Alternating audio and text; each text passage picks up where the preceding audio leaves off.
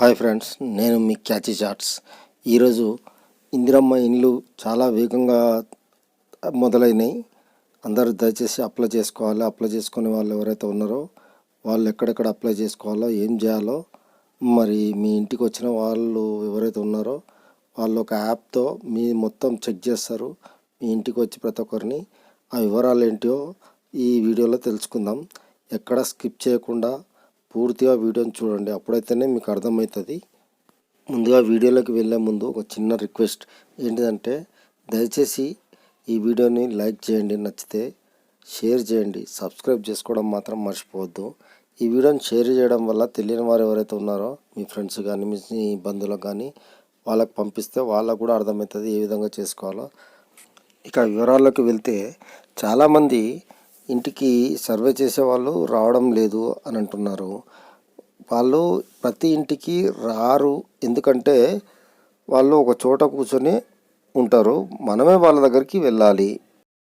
కారణం ఏంటంటే, గతంలో కొత్తగా కాంగ్రెస్ ప్రభుత్వం ఏర్పడినప్పుడు ప్రజాపాలన అనేసి ఇప్పుడు పెట్టిండ్రు కదా. అందులో అప్లికేషన్లు అయితే ఎవరైతే ఇందిరమ్మ ఇళ్లకు అప్లై చేసుకున్నారో, లేదా కేసీఆర్ ప్రభుత్వంలో ఎవరైతే అప్లై చేసుకున్నారో వాళ్ళకు కాకుండా ఎవరైతే ఈ కాంగ్రెస్ హయాంలో ప్రజాపాలనలో దరఖాస్తులను అయితే అందించినరో వాళ్ళని లిస్టు బేరీజ్ చేసుకొని ఈ ఇందిరమ్మ ఇళ్ళకు అప్లై చేసుకున్న వాళ్ళ కొరకైతే రావడం జరుగుతుంది.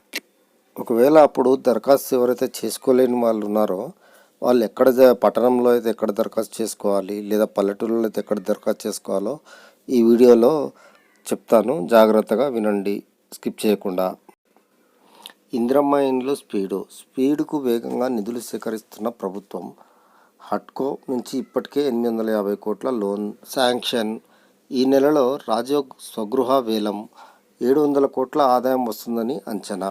ఇందిరమ్మ ఇండ్లకు ఆన్లైన్ దరఖాస్తులు. ఇందిరమ్మ ఇండ్ల కోసం దరఖాస్తుల వివరాలు ఆన్లైన్లో లభ్యం కానట్లయితే ఆఫ్లైన్ విధానంలో సమర్పించవచ్చు అని నిర్మల్ అడిషనల్ కలెక్టర్ ఇందిరమ్మ ఇండ్ల నోడల్ అధికారి ఫైజాన్ అహ్మద్ సోమవారం ఒక ప్రకటనలో తెలియజేశారు. ఇందిరమ్మ ఇండ్లకు అర్హులైనప్పటికీ సర్వేలో తమ పేరు లేని వారు గతంలో ప్రజాపాలన కార్యక్రమంలో ఇండ్ల కోసం దరఖాస్తు చేసుకున్న వారి వివరాలు ఆన్లైన్లో నమోదు కాకపోతే తెల్ల కాగితంపై దరఖాస్తు రాసి ప్రజాపాలనలో దరఖాస్తు చేసినప్పుడు ఇచ్చిన రసీదును ఏదైతుందో జిరాక్స్ కాపీని జతచేసి గ్రామీణ ప్రాంతంలో వారైతే ఎంఆర్ఓకు లేదా ఏఆర్ఓకు వారికి సమర్పించాలి. అదే పట్టణ ప్రాంతంలో అయితే ఆర్డీఓకు లేదా ఎంఆర్ఓ ఆఫీస్లో ఉన్న వారికి కానీ మున్సిపల్ వారికి కానీ సమర్పించాలి. ఈ విధంగా అప్లై చేసుకోవాల్సి ఉంటుంది. ఒకవేళ మీకు ఇంటి దగ్గరకు ఎవరైనా రాకపోతే మీరు ఏమీ దిగులు పడాల్సిన అవసరం లేదు. ఒకవేళ వాళ్ళు ఎక్కడైనా ఉంటే మీరు గతంలో చేసుకున్నది ఏదైతే ఉన్నదో ఆ స్లిప్ వాళ్ళకు చూపించినా, మీ ఆధార్ కార్డు నెంబర్ చూపించినా వాళ్ళ ఆ నెంబర్ ఎంటర్ చేసి మీకు అర్హులా లేదా అనేది కూడా మీకు తెలియజేయడం జరుగుతుంది. కాబట్టి మీరు ఎటువంటి ఇబ్బంది పడాల్సిన అవసరం లేదు.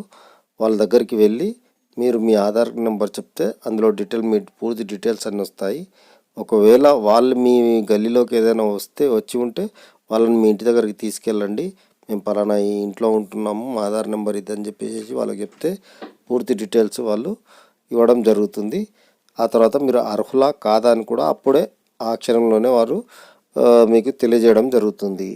వీడియో నచ్చితే లైక్ చేయండి, షేర్ చేయండి, సబ్స్క్రైబ్ చేయడం మాత్రం మర్చిపోద్దు. Thank you. Please subscribe. For more updates, for interesting updates, please do subscribe.